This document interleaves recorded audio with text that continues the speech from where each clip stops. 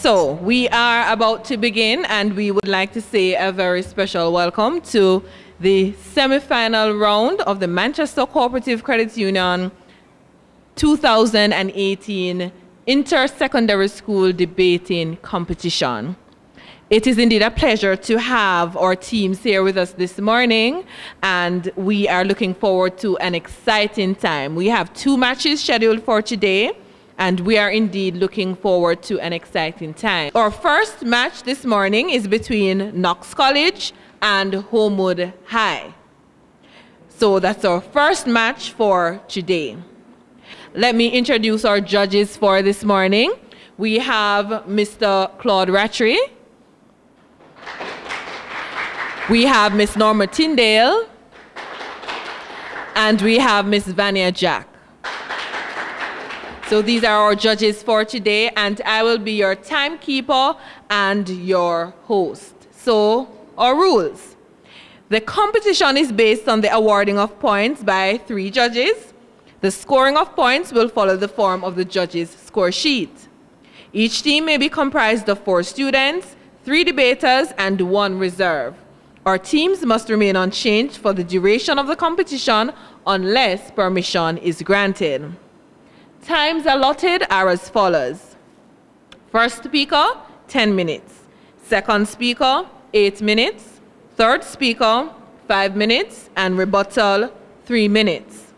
The chairperson or timekeeper, which is myself, will signal by raising a hand when there is 1 minute remaining to each speaker. And again, at the end of the time allotted. Please be advised that no further signals will be given, so we need to pay attention. At the conclusion of the 6th speaker's presentation, the speaker chosen by the team to rebut shall be allowed 3 minutes for rebuttal. Rebuttal may gain for the team a maximum of 10 additional scoring points. The opposing team will rebut first. A maximum of 5 additional scoring points may be awarded for team effort. The team of judges may, in their sole discretion, deduct points where the speaker exceeds his or her time limit. The reporting judge will collect and collate the scores at the end of each match. They will then present a summary of each team's performance, indicating those features which gave victory to one team and defeat to the other. And of course, the judge's decision is final. Thank you so much. What are the prizes that we are vying for this year as it comes down to the wire? Our 3rd place team will be receiving a gadget and $5,000 cash, and that's each member of the team. 2 coaches from the team will receive $5,000, and the school will receive $20,000. Our 2nd place team, a gadget and $10,000 cash for each member of the team. Our coaches receive $8,000 each, and the school, the 2nd place plaque and $25,000. And the first prize, the team members receive a gadget and $15,000. The coaches receive $10,000, and the school, the coveted winning trophy, that's the Mavis Campbell winning trophy, and $35,000. So indeed, we're vying for really attractive prizes. So let's get down to business. I invite the speakers to take their position. So Knox College will be opposing the moot, and Holmwood will be proposing. So my proposers, Holmwood, will be on my left. My opposers, Knox, will be on my right. The moot to be debated is, be it resolved that Jamaican credit unions should focus on the lower class in society and let the other financial institutions cater to the more affluent. I read that again. Be it resolved that Jamaican credit unions should focus on the lower class in society and let the other financial institutions cater to the more affluent. At this time, I will ask the teams to introduce themselves. We start with our proposers, Holmwood. My name is Theodore Henlon, and I'm the first speaker for Holmwood Technical High School. Good morning, everyone.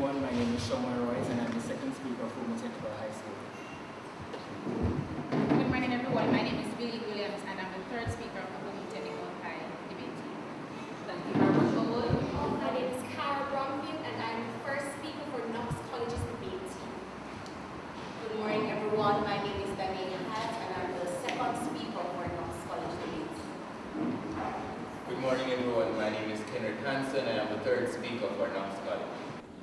Thank you so very much, team. So as soon as the signal is given, the first speaker from our proposers, Holmwood, will take the stage, take the podium, and we will begin. The Jamaica Gleaner, dated September 17, 2017, in an article titled Credit Union Landscape reads, "It all began in 1939 when a Catholic priest from Boston, Massachusetts in the United States arrived in Jamaica to teach religious instruction to students at St. George's College. Through this employ, Father Sullivan came in contact with Jamaica's struggling workforce at the time and developed a greater understanding of the social and economic challenges facing Jamaica. On average, weekly wages were just US $10 per week, which was unable to meet the economic needs.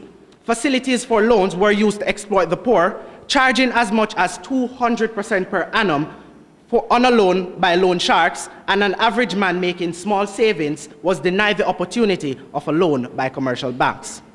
This encouraged Father Sullivan and the Catholic Young Men's Sodality, the CYMS, to form a credit union to bid to address the many economic issues. On September 12, 1941, with pooled resources, they began operations. Thus, Jamaica's first credit union, the Sodality Credit Union. Panel of adjudicators, ladies and gentlemen in the audience, my opponents, teammates, good morning. My team is given the task to propose the moot, be it resolved that Jamaican credit unions should focus on the lower class in society and let the other financial institutions cater to the more affluent. Thus, my opening statement, which introduces you to the rationale behind the establishment of the credit union movement in Jamaica, which was and still is for the lower class in society. As the first speaker, I will set the tone of our argument by defining the key terms, restating the moot for clarity, clearly show you the stance that we will take where this moot is concerned, and provide you with the first set of sound reasoning as to why the credit union should focus on the lower class in society and let the other financial institutions cater to the more affluent. Since the moot today has two very significant variables, my second speaker will look at the first variable, which refers to the credit union putting their focus on the lower class, while my third speaker will tackle the second variable by recommending why it is that other financial institutions should cater to the more affluent.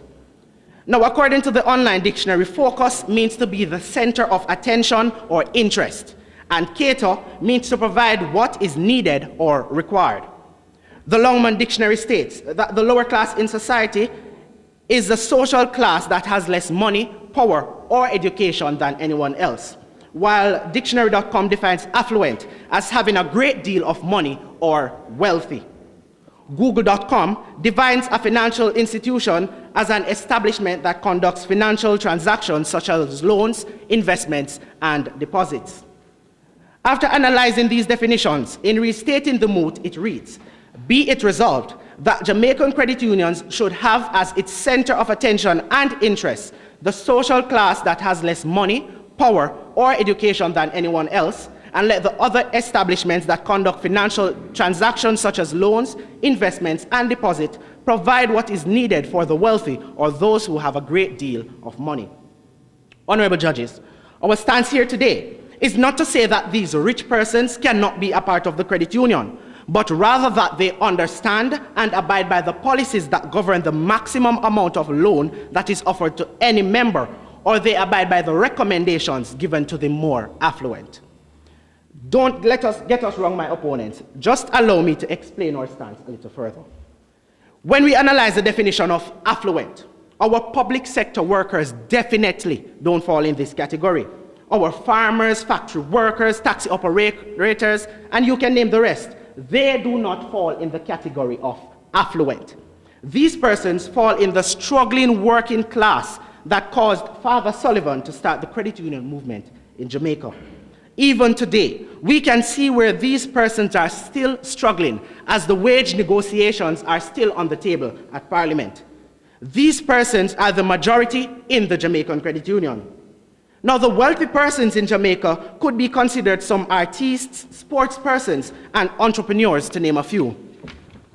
Some of these more affluent individuals, and note the term more affluent, not just affluent individuals, values cannot be measured in Jamaican currency. Oftentimes, it is measured in US currency. They value millions. Let us look, for example, at Usain Bolt. He values 34.2 million. Damian Marley is worth 20 million. Joseph Matalon, US 100 million. Chris Blackwell, US 180 million. And Butch Stewart, which is US $1 billion. The lower class can't even be valued. These are the two categories of persons we're looking at in the moot today. What we want to establish is that credit unions should not be deceived by the amount of money that these persons would want to deposit, to the point where they forget the sole purpose of the credit union, and that is to look out for the lower class, which cannot easily get financial aid from other institutions. These well-off rich persons can easily put their money in a commercial bank. If they need a loan, the commercial banks can finance the amount that they would desire, plus cater to their other financial needs. We also want you all here to understand that the credit union is not turning away anyone, because the credit union is the safest place to have your money. We have already seen in our history where the commercial banks fell in crisis, and as a result, the people need to protect their money. Even the affluent knows that the credit union is the safest place to have your money. But as said before, in terms of loans, they would be in the same loan tier as the lower class. Now let us take, for example, Manchester Cooperative has three of these more affluent members, along with the regular lower class members. Each has shares amounting to an average of $40 million. It so happened that within a month, they all decided that they want a loan. Now, my opponents, how much do you think that each of these members would want from the credit union? We see one person walking away with over $120 million. That would be about $360 million in loans for all three persons. These individuals are big investors. They are not going to request a loan of $5 million. Manchester Cooperative gives personal loans up to $5 million, while property loan is $2.5 million. What could this do for the affluent? Ladies and gentlemen, honorary judges, we say, let the other financial institution cater to their needs and the credit union focus on the needs of the lower class. In life, we all have a purpose. Even institutions have their purpose. One should not try to deviate from their specific purpose to focus on someone else's purpose. We may end up not fulfilling anything at all. And my opponents, if our credit unions push now to take on the responsibility of all these persons, trust me, they will lose out on their main objectives, which is to serve their members. Because the only reason why they would take up the more affluent would be for more money, nothing else. We're talking about a credit union here, where mostly low-income people pool their money to benefit their members who need financial help. These well-off individuals really don't need to join the credit union for the purpose of getting a loan. The other financial institutions should, however, cater to them as they have been doing in the past. Now, why do we say let the commercial banks take care of them? We know that the commercial banks and other financial institutions, it's not about the customers, it's about the profit that they make and on whatever venture, promotions, or deposits. The credit union is for its members. My noble opponents, I know you will say that these other institutions have both affluent and lower class members. Oh, sorry, they use customers. And the people are free to choose the way, and if these lower class wants to gamble with the affluent, it's up to them. But honorable judges, let us put it this way. The credit union should be for beginners, not for persons who have already established themselves. The affluent person should not be competing with the little that credit union has to offer to the lower class.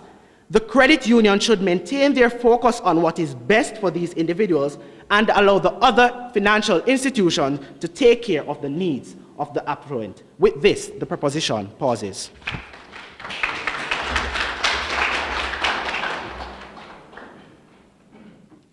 It was Adam Starkey who made the most profound statements about credit unions. Credit unions aren't like other financial institutions. They don't have shareholders. They have members and are run by their members. They don't make profits, and therefore they don't charge exorbitant rates or fees. They are here to provide service for everyone. It is with this in mind, Mr. Speaker, that we stand to oppose the motion. Be it resolved that Jamaican credit unions should focus on the lower class and let other financial institutions cater to the more affluent. Members of the adjudicating panel, members of this honorable house, good morning. In understanding the motion under scrutiny, allow me to define the following key terms: credit unions, lower class, financial institutions, and affluent. According to dictionary.com, credit unions are a non-profit making money cooperative whose members can borrow from pool deposits at low interest rates. The Cambridge English Dictionary defines lower class as a group of people below the middle class having the lowest social rank. Investopedia.com defines a financial institution as a company engaged in the business of dealing with transactions such as deposits, loans, investments, and currency exchange. And affluent, Mr. Speaker, as according to yournetworth.com, means having a great deal of money ranging from $10 million in investable assets and upwards. Now, Mr. Speaker, with the key terms clearly outlined, the motion can be redefined as, be it resolved that Jamaican non-profit organizations, such as the credit union, should focus on people having the lowest social rank and let NCB, Scotiabank, WorldNet, and other financial institutions cater to those with a great deal of money. And this motion, Mr. Speaker, we strongly oppose. It is my task as the opposition leader to assess the other financial institutions and cite what products and services they offer. My deputy opposition leader will analyze the goods and services of the credit unions and prove their viability. And my opposition member will say why the affluent seek to join the credit union and concretize the points highlighted by myself and my deputy opposition leader. The motion, Mr. Speaker, refers to other financial institutions. That is not the credit union. Some of the other financial institutions in Jamaica are the Bank of Nova Scotia, CIBC First Caribbean, National Commercial Bank Jamaica Limited, and Victoria Mutual Building Society. Mr. Speaker, the opposition did not come into this debate ignorant, and as such, allow me to make reference to three of these other financial institutions: the Bank of Nova Scotia, National Commercial Bank Jamaica Limited, and Victoria Mutual Building Society. Yes, Mr. Speaker, we do acknowledge that the credit union may seem small compared to these other financial institutions. But, Mr. Speaker, NCB, Scotia, and VMBS have been around for longer than my greatest grandmother, and so it is understandable that they may be larger. NCB's asset base is 524 billion Jamaican dollars.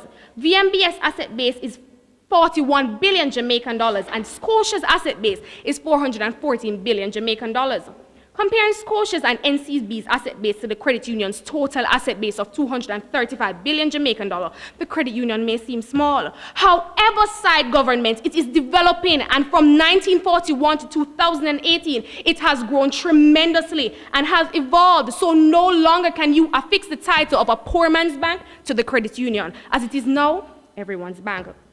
The credit union is already catering to some of the more affluent Jamaicans, such as Pauline and Raymond Campbell, which will be made clear further down in my speech. They are catering to these people, and if they are, it means they can, Mr. Speaker, and if they can, why not let them? Side governments, the aforementioned financial institution provides similar products and services to facilitate its members. These include loans, investment plans, saving options, debit card, online banking, and many more. Now, side governments, let me ask, what goals do the affluent have? What goals do the more affluent wish to achieve? Mr. Speaker, they aren't just wildly different in their financial goals, but they're also vastly different in interests. A study by Fiserv company Radon found that affluent consumers can be categorized neatly into three groups. These are high debt, high assets, and high net worth. Though consumers who fall into these groups are all high-income earners, their differences in debt, assets, and net worth levels encourages vastly different financial goals. The high-debt consumer generally wants to learn how to reduce spending and debt. This person also wants to focus on either saving for college or paying down loans. The credit union, Mr. Speaker, encourages savings more than any other financial institution in Jamaica. And therefore, side government, the credit union would be the ideal financial institution of choice for high-debt consumers to achieve their goals. Additionally, Mr. Speaker, the credit union offers competitive rates and long-term saving rates, which range from 2% to 5%, considerably low, Sir Prime Minister, and affordable for those high-debt consumers.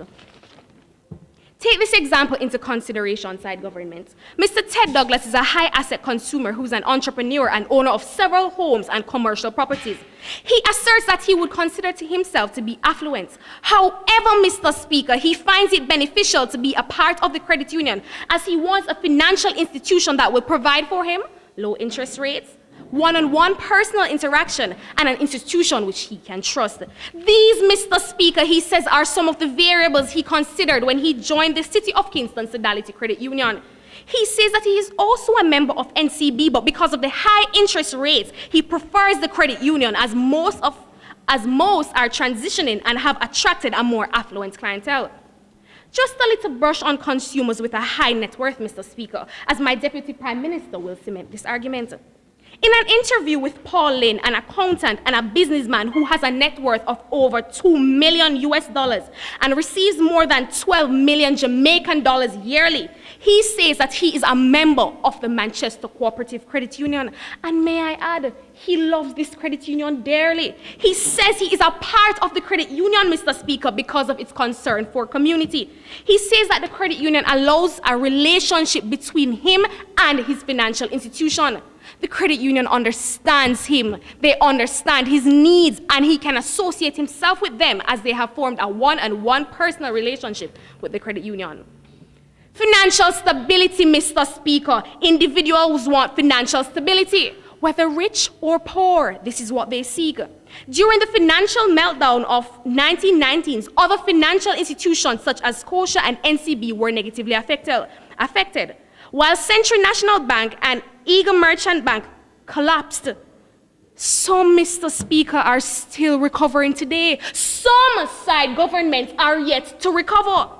However, Mr. Speaker, the former finance minister, the Honorable Dr. Peter Phillips, says the credit union should be lauded for their financial stability, as the credit union was the only financial institution that was not affected by this financial meltdown. Raymond Campbell, partner, adversary at KPMG with an asset base of over 170 million Jamaican dollars, states that at the time of the financial meltdown, his mother was a customer at the Bank of Nova Scotia and lost millions due to this. Therefore, side government, he saw it best to associate himself with a financial institution which is stable, one which he can rely on, and that, Mr. Speaker, is why he is a part of the City of Kingston Sodality Credit Union today. Yes, again, Mr. Speaker, these more affluent individuals want stability, and that is why they choose, and that is why the credit union is the best financial institution for them. Yes, Mr. Speaker, the credit union may be small, but like all other financial institutions, it is developing, as no financial institution is fully developed. And remember, side government, that good things still come in small packages. The credit union offers stability, it offers personalized customer care, and offers services to provide for people from all spheres of society. And they are already catering to the more affluent, and if they can, Mr. Speaker, why not let them? And so the motion, be it resolved that Jamaican credit unions should focus on the lower class and let other financial institutions cater to the more affluent, cannot stand without our opposition. And with this in mind and the points aforementioned, Mr. Speaker, side government, the opposition pauses.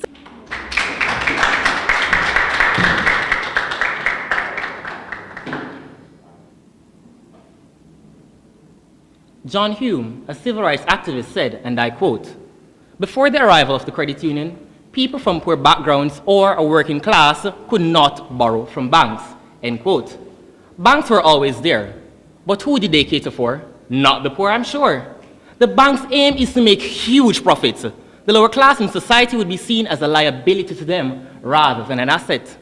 honorary judges, esteemed guests, timekeeper, colleagues, and our opponents. Good morning.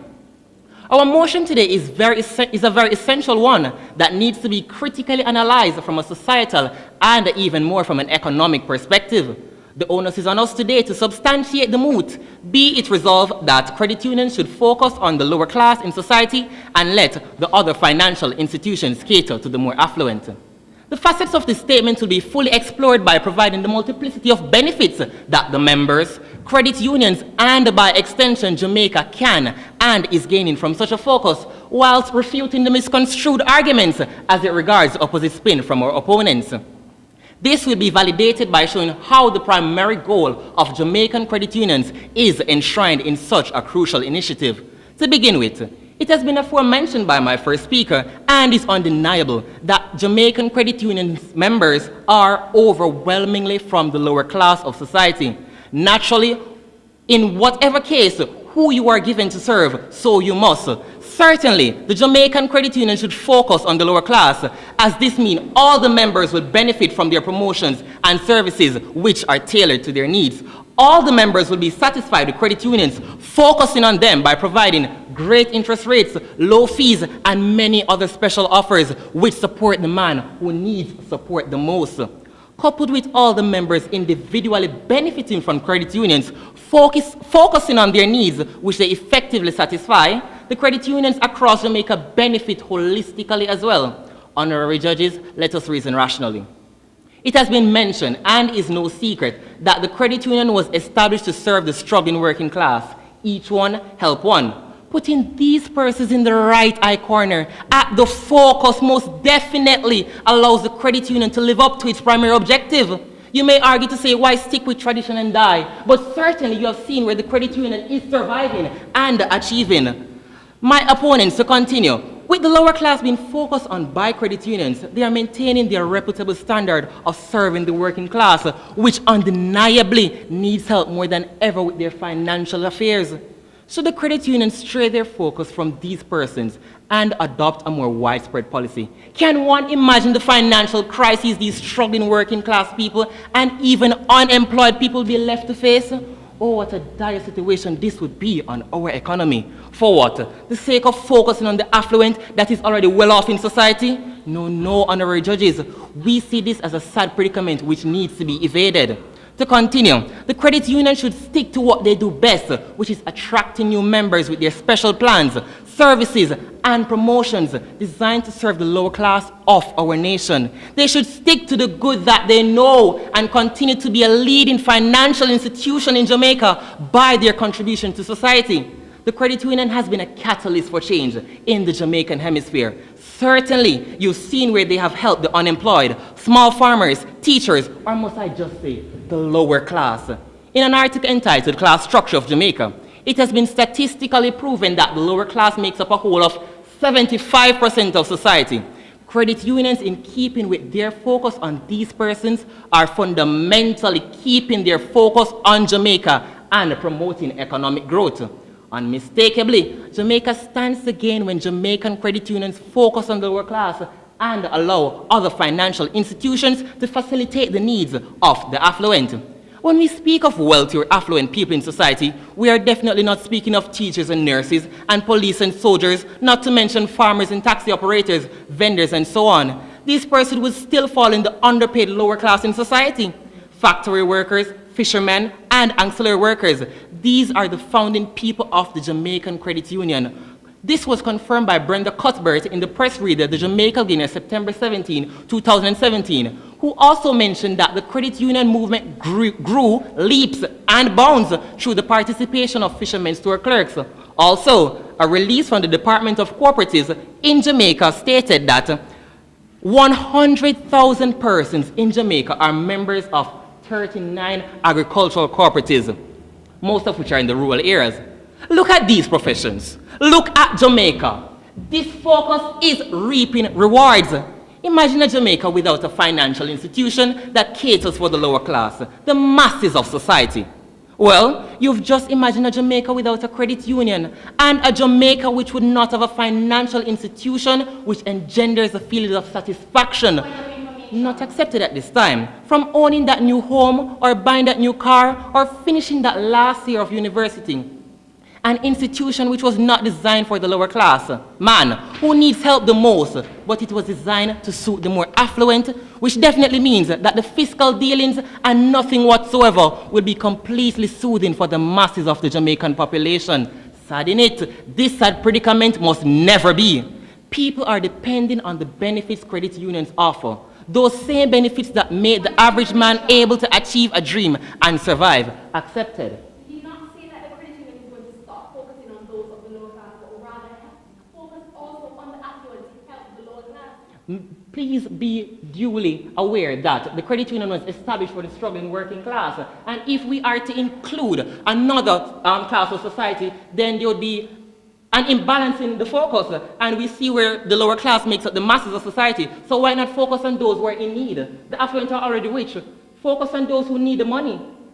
To continue, people are depending on the benefits credit unions offer. Those same benefits that made the average man able and willing to work. Our working class is contributing greatly to GDP, especially our farmers from within our agricultural sector, which many agricultural cooperatives support. By these honorable judges, we know that it is not the commercial banks that contribute the most to the country's development, but it is the cooperatives, which these lower class income persons depend on. The development of our country greatly depends on the credit union movement to aid these small businesses and local people. Ladies and gentlemen, should we really take this away by focusing on the more affluent in society? Do we see anyone or any other financial institution that is going to rise up and say, we are not for profit, we are here to build each other? In 2013, Michael Burke wrote an article in The Observer to remind us that the Jamaican Credit Union is a part of our heritage, and like all other aspects of our heritage, it should be focused on and preserved, not just in the name, but also in nature. One of those would be to focus on the lower class of society. Honorable judges, the Jamaican Credit Union is one of the best ways of uniting people. People are willing and ready to put their money in to help others and themselves. All profits are reinvested into the credit union. A share of the profit is also given back to each member in the form of an annual dividend. Bank profits go to a small group of shareholders and in most instances are not reinvested into the country within which the bank operates. This happens because the focus is not on the lower class, but the big investors, the affluent. We, the proposition, stand firm and resolute in our stance as such stated. Thank you.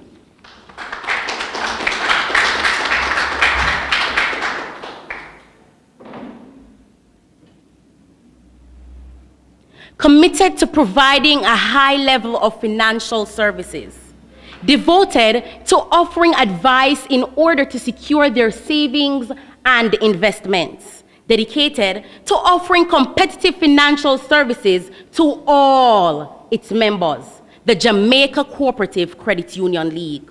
All protocols observed. Mr. Speaker, it has already been established that most Jamaican credit unions have the capability to cater to both classes of society, the elites and the lower class. May I even add, Mr. Speaker, that Jamaicans, whether affluent or low class, can join financial institutions for various reasons. Whilst the lower class may join a credit union to acquire a mortgage loan, low fee, or even a savings account, an affluent individual may join to ascertain an investment account or a retirement savings account. Mr. Speaker, the proposition would want to highlight the fact that the Jamaica credit unions are no longer deemed the poor man's bank, but now everybody's bank by bringing to this honorable house Scotia's alignment with Canada. But the reality, Mr. Speaker, is that the credit union and Scotia have similar products, and therefore the credit union can cater to lower class and affluent like other commercial banks as the Scotia. Mr. Speaker, as stated by my opposition leader, affluency can be categorized. Let's take a look at high net worth consumers who are typically having the least amount of debt. The primary aim, Mr. Speaker, of such affluent person is to invest money so they can get more money. Mr. Speaker, the credit union has many investment plans and that will yield such results. In an interview with Mr. Dane Folks, a business development officer at the National Commercial Bank, NCB, Mr. Speaker, stated that investment plans of the credit union is just as viable as the commercial banks, but it has a lower interest rate, and such a deal is attractive to the affluent.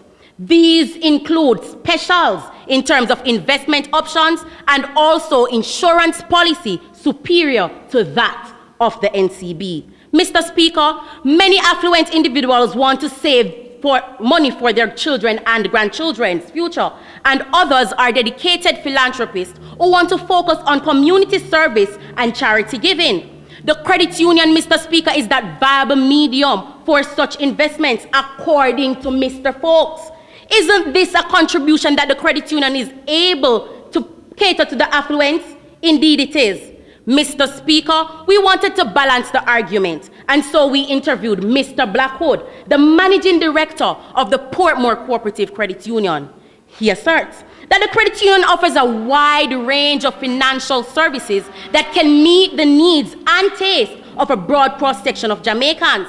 Hence, one can easily identify a product that suits the affluent and the lower class. Let's take into consideration such products like fixed interest. 1.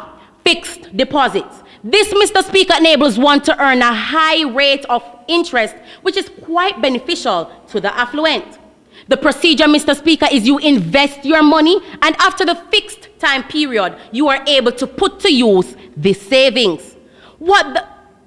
This fixed instrument, rather, is what the affluent seek, as it's a contribution to one's financial well-being. Mr. Speaker, I know that the proposition will come and state that this service is offered by other financial institutions, and we know of it. But the fact still remains, Mr. Speaker, that the credit union is able to provide such an attractive service to the affluent. There are disadvantages, and we also know of but in analysis, the advantages outweighs the disadvantages, and guidelines will be put in place to ensure we don't deviate from our core principles. In an interview with Mr. Granville Valentine, a trade unionist and general secretary of National Workers Union, he said he's a part of the City of Kingston Cooperative Credit Union, as well as other financial institutions such as Jamaica National and Scotiabank. An affluent man as himself, Mr. Speaker, stated his preference of the credit union over other financial institutions, as the services offered cater to both classes in equal proportion.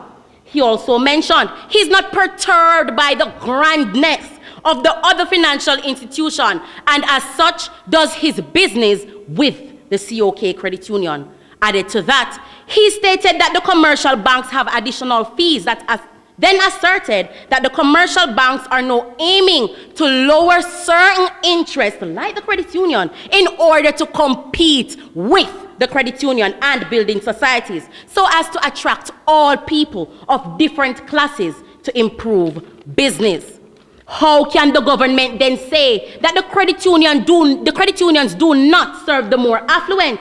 Mr. Valentine was unmistakably clear that it has, and it will continue to serve the more affluent. 2, savings account.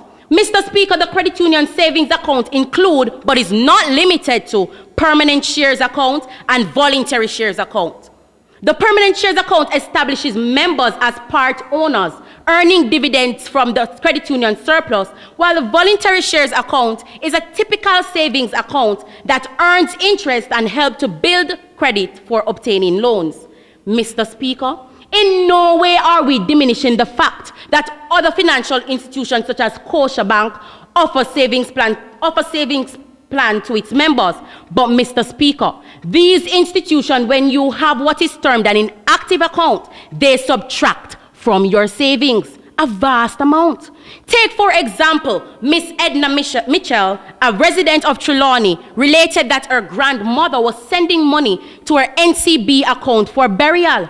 However, when she was ready to withdraw the money to bury her grandmother, there was no money, as her account was deemed inactive. How is this going to benefit an affluent abroad, Jamaican abroad rather, who is sending their money to these other financial institutions? With the data received, Mr. Speaker, it proves that credit unions are capable of catering to affluent individuals and therefore should not be restricted, boxed in, or stereotyped. At the credit union, Mr. Speaker, funds of the affluent are stable and not volatile. Additionally, a rate that is competitive and attractive is what the affluent seek, and this again is offered by the credit union. Mr. Speaker, Mr. Folks was very candid when he mentioned he was a part of the Manchester Cooperative Credit Union. He also stated that some of his affluent members have moved over to a credit union. Mr. Speaker, let us just look at the typical affluent requirement. Based on our research, Mr. Speaker, the affluent requires one primary thing, and that is to save money, not to spend it, not to ensure that other financial institutions make a profit off them. However, they are skeptic, Mr. Speaker, when it comes on to stability and interest. The other financial institutions have done their part, no doubt. But, Mr. Speaker, the credit union has also been doing its part, and they are fit, Mr. Speaker, to cater to both affluent and the lower class. And with this thought, the opposition pauses.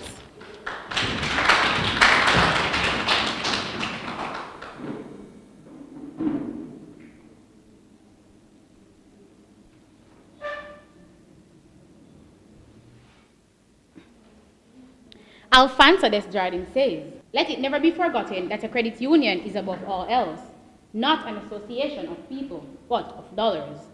Panel of adjudicators, ladies and gentlemen, colleagues, my opponents, good morning. My task, as you were informed earlier, is to help you understand why is it that the other financial institutions should cater for the affluent and it should not be the job of the credit union.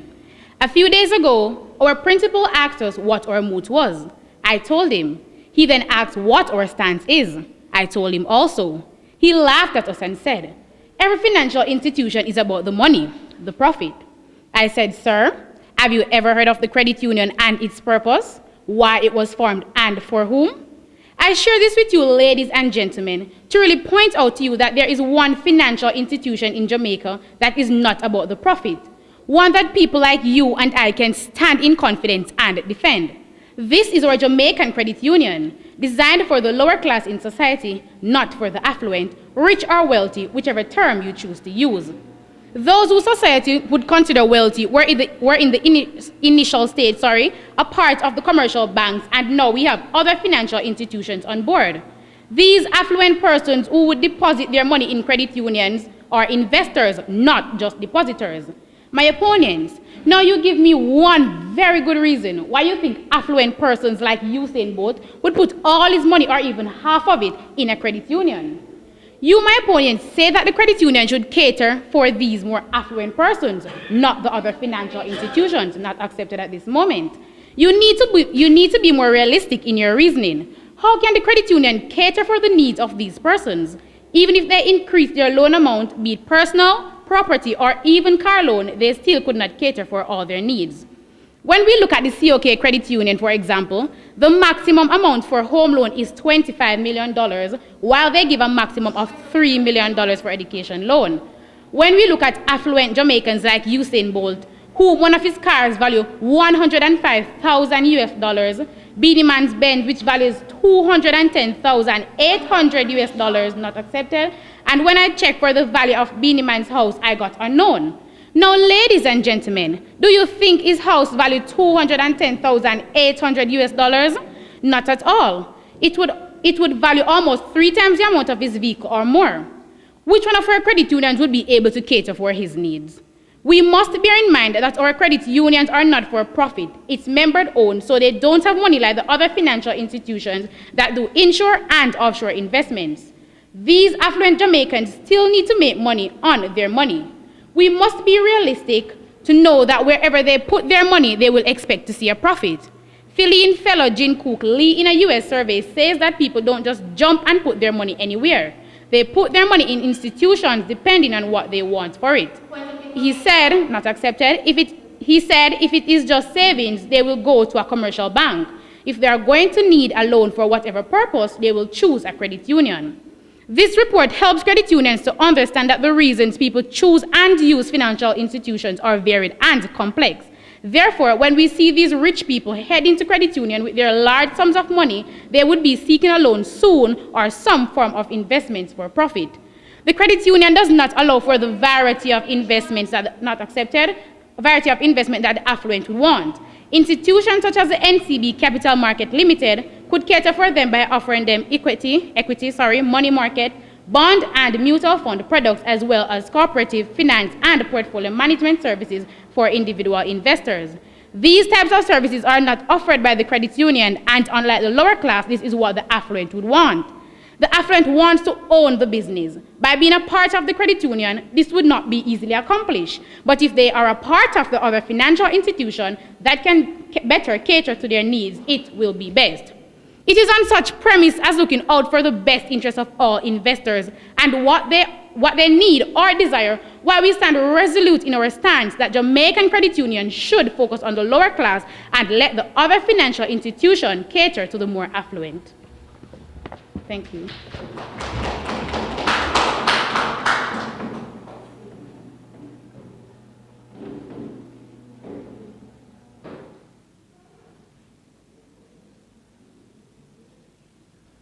Mr. Deputy Prime Minister, the bank has indeed adapted to some of the credit union's policies by lowering their rates and providing loans. But might I add, the more affluent does not need loans. And if the banks are here to only focus on the affluent, then the need for loans, Mr. Speaker, would be irrelevant. Mr. Speaker, credit unions provide exceptional customer service, individualized attention, lower interest rates, and higher return rates, and as such, Mr. Speaker, are uniquely positioned to offer to all classes a financial experience they will never find elsewhere. Why then, Mr. Speaker, should it be resolved that Jamaican credit unions should only cater to the lower class? Why should we, side government, rob the more affluent from obtaining such a financial experience? Panel of adjudicators, government members, fellow members of the opposition, audience, a pleasant morning to you all. Mr. Speaker, the affluent seek financial stability, wealth management, low interest rates, high return rates, and exceptional customer service, not loan side government. The affluent do not need loans. In essence, Mr. Speaker, affluent persons seek out the financial institution that enable them to remain affluent and help them to gain affluence also. Credit unions, Mr. Speaker, are the most trusted segment of the financial service industry as they offer stability and security unlike any other financial institution island-wide. This was seen in the financial meltdown of the 1990s, where it was seen that not one credit union suffered. Not one credit union fell, Mr. Speaker. Not one was fin-sacked. Not one. And this is the type of security sought by the affluent. The affluent, Mr. Speaker, demands stability and security such as that offered by the credit union. And why should this House rob them of the opportunity to access the best supplier of such a service? Side government, you seem to believe that low interest rates are only demanded by lower class citizens, but it's demanded by the affluent also, as 25% of high income earners regularly choose financial institutions based on better interest and return rates, so they are better able to repay debt. So they have more money for investments and are better able to save for their children's and grandchildren's future. The affluent, Mr. Speaker, demand extraordinary customer service. Customers want their financial institutions to know them and remember what they told them, whilst helping them to make better financial choices and reward them with better offers. And there's no financial institution which offers the high level of customer service and confidentiality such as the credit union. And this was the main reason why Mr. Ted Douglas stated that he sees it beneficial to join a credit union. The credit union, Mr. Speaker, is the only financial institution in which the wealthy are sure that they will not be exploited due to the mere fact that credit unions are not for profit. The same cannot be said of the other financial institutions who see customers as sales opportunities rather than as individuals to whom they are providing a utility type of service. This results in them becoming victims of exorbitant hikes in fees in order for banks to make abnormal profits or to compensate for a fall in profits. So why side government should we have the wealthy forced into a lion's den where they will undoubtedly be torn apart like others before them, when we can have the demand of the wealthy being met by the supplier who cater to their needs the most? It is not the credit union who seeks the wealthy, Mr. Prime Minister, but the wealthy who seek the credit union. And on what basis should the credit union turn them away? Credit union offers services similar and in some instances superior to the services offered by the other financial institutions such as National Commercial Bank, Scotiabank, and Victoria Mutual Building Society, with strong security, appeasing rates, and insurance policies. Among others, the credit unions, Mr. Speaker, cater to all Jamaicans, those who are affluent, those who aim to be affluent, and those who were once affluent. And as such, Mr. Speaker, such a discriminatory mood should be disregarded. Credit union side government should be able to provide, as they currently do, services for all individuals, not for profit, but for service. Service exceeding expectation. The opposition rests.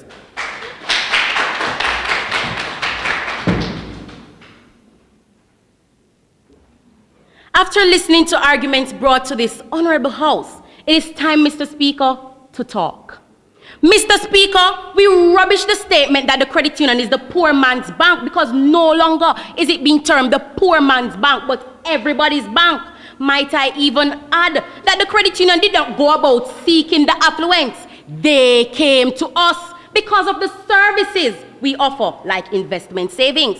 The farmers are still struggling, you say, so focus on them only. Let me mention a stance from the managing director of the Portmore Cooperative Credit Union, who said that loans, that when affluents come to join the credit union, this will account for loans being given to the lower class, who you call farmers. You even mentioned the fact that the credit union is the safest place to have your money, which is the reason why they are able to cater to the needs of the affluents. Don't the affluents need a safe place to save their money? Don't they need a safe place? Don't they need the safest place to invest their money? Affluents don't need loans, Mr. Speaker. And if they want some money to start a business, they can easily access the mature deposit, fixed deposit that they saved with the credit union. We can even liken your statement to that the credit union should only focus on the lower class to the love of a mother for her children. Isn't it possible for a mother to cater to the needs of all 5 children? The mother can, so can the credit union. It is also surviving Sir Deputy Prime Minister, not only because of tradition, but also growth. And the affluents and the lower class are a part of this very growth. Mr. Speaker, catering to the affluent for stability and investment is not a burden to the credit union. Instead, it is of a great help. Let me even remind you, Sir Prime Minister, that the debate is not about who is better able to cater to the financial needs of the affluent, but about whether or not the credit union is able to cater to the more affluent and the lower class. And it is quite evident that they can. I like the idea that you mentioned that the credit union is a not-for-profit organization. You asked the government member for one reason the affluent may go to the credit union: stability. And for some more words: security, investments, partnership plan, and the list goes on. We did not say that the credit union is not going to cater to the lower class, but instead cater to the affluent so the lower class can benefit. And this stance was reiterated by the managing director of the Portmore Cooperative Credit Union. We are no way saying that the credit union should stop facilitating the lower class. But since their side government cater to the more affluent, let them. Don't discriminate. Don't stereotype. Let them. The opposition rest.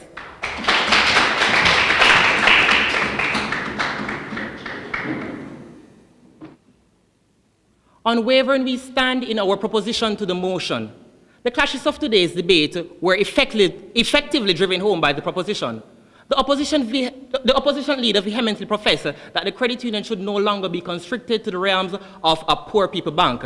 This point was already dispelled by the leader of the proposition, who stated the primary objective of the credit union, which is to focus on the lower class of society, not denying the affluent a chance, but showing that the aim is to build Jamaica from its root, the masses of society, the lower class. And if Jamaica's population is made up mainly of members of the lower class, why not have financial institutions focusing on them? Why not have institutions who put their need first? Why not have institutions which make them a priority? The deputy opposition leader asserted many controversial points as regards to the benefits of credit union, trying to show how they are better for the affluent. This was dispelled too by the third speaker of the proposition, noting that affluent persons need a financial institution that are able to rally around with their fiscal affairs, paying their debts online, transferring money to institutions which they require. The second speaker of the proposition elucidated the vast array of benefits that are there to reap for the members of the credit unions, for the members of society, for Jamaica. We are here to build our economy, build it from the root. The financial institution has a part to play. The credit union is playing the biggest part. Allow them to service the lower class members of society. This notion was also dispelled. We showed clearly how the members of the credit unions are benefiting and society at large. The opposition failed miserably to show how the affluent needs are rest solely on savings and not a need for loans. If we are here as an affluent member and we want to grow affluence, it does not rest only on savings, because that is what you already have, but it rests on investment. Take loans to invest. We want big loans as affluent persons. Can the credit unions offer those big loans? Can the credit unions finance those? We stated clearly the loan amount which is available from the credit unions. What can the credit union offer to the affluent to substantiate this need?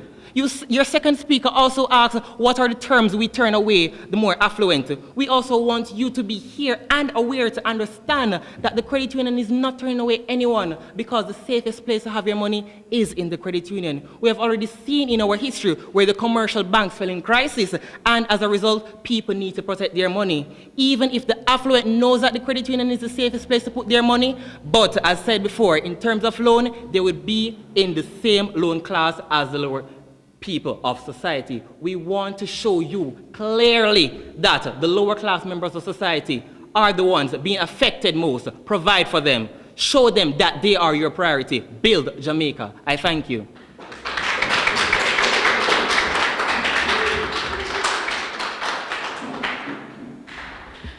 I am not even going to comment about this match. I am going to leave it to the judges.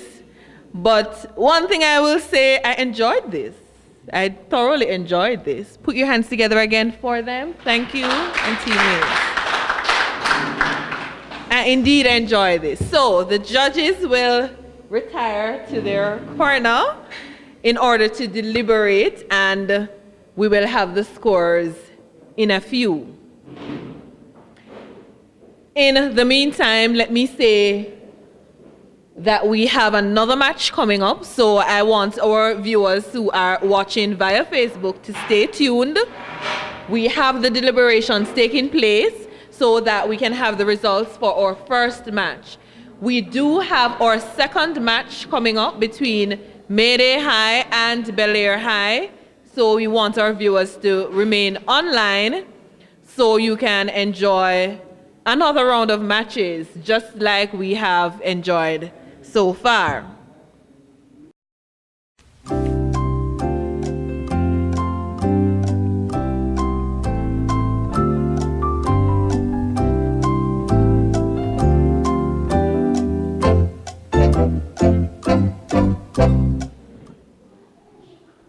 Debaters,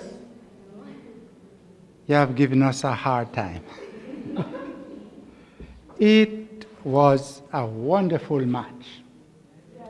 And I have seen so much improvement since we started with the first round. And I have observed that our comments were taken on board. I notice even with how we address our opponents, this time it was at a high professional level. As against some of the matches I've seen where, it kind of harsh and yes. So a very, very, very excellent match. And if you notice, it took us quite a while in our deliberations. That means to say we had much to deal with. I'm going to be more general than individual. But I must say, all 6 presenters did well. All 6 presenters did well.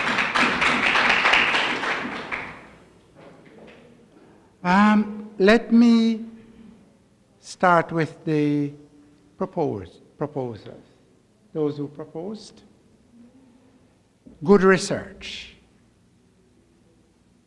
We could see evidence of that in your sightings, who you spoke to, newspapers you read,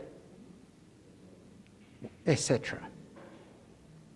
Good redefinition of the mood. I'm giving you the good points first.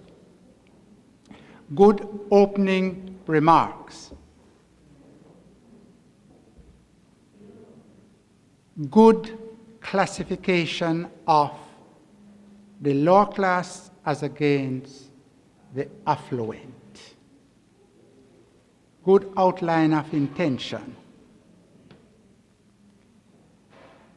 We reestablished, or you reminded us of the purpose of the credit union from the beginning. You made us understand that banks are for profit.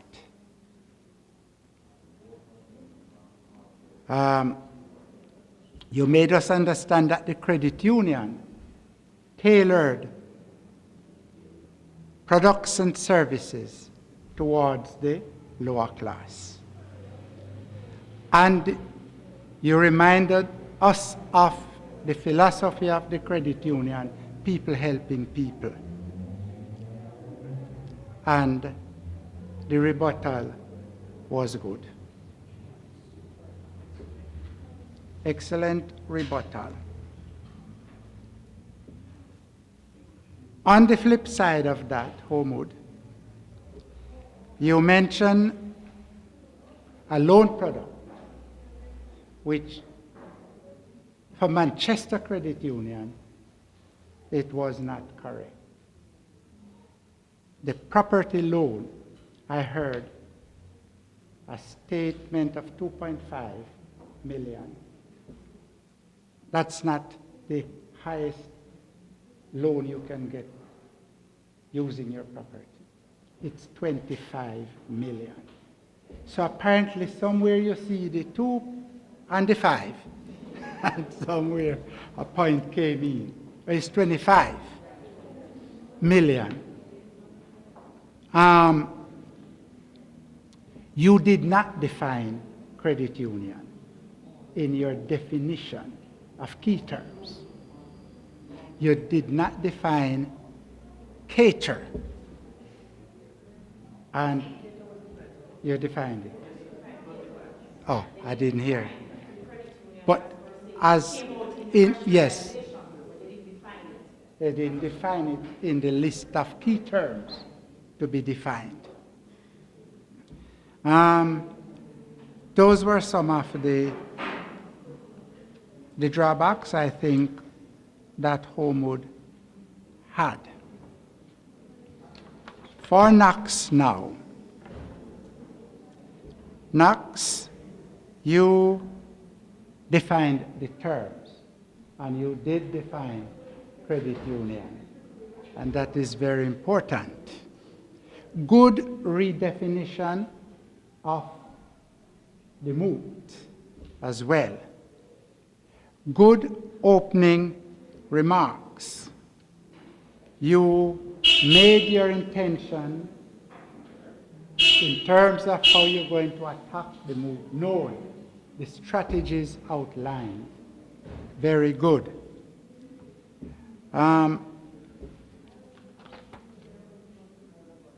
You had, yes, identified the difference between lower class and affluent. You made sure that we understood what the affluent want and what the lower class want. On the flip side, although you redefined the mood, it could have been a little better. The redefinition of the mood could have been a little clearer.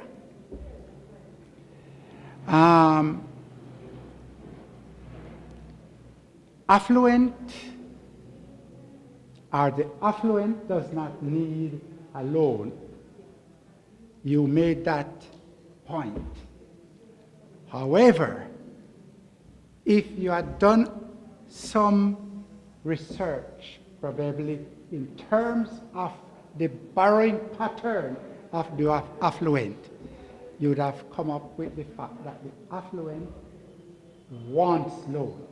They put their money in certain types of investment, but they borrow from the institutions to build their business. The research shows that. But we didn't get that out of your presentation. They are heavy borrowers. And yes, if they come to the credit union with their money, they would want loans. And that's your drawback. In terms of the rebuttal, I think, Knox, you tried to introduce some new argument in your rebuttal. I heard some things that we didn't hear in the beginning, but the rebuttal must be to attack what the other side said during the debate. Pick up their points. Pick up their points and attack it. Punch holes in their argument. And I want to hear from the first speaker of the opposing team rebutting.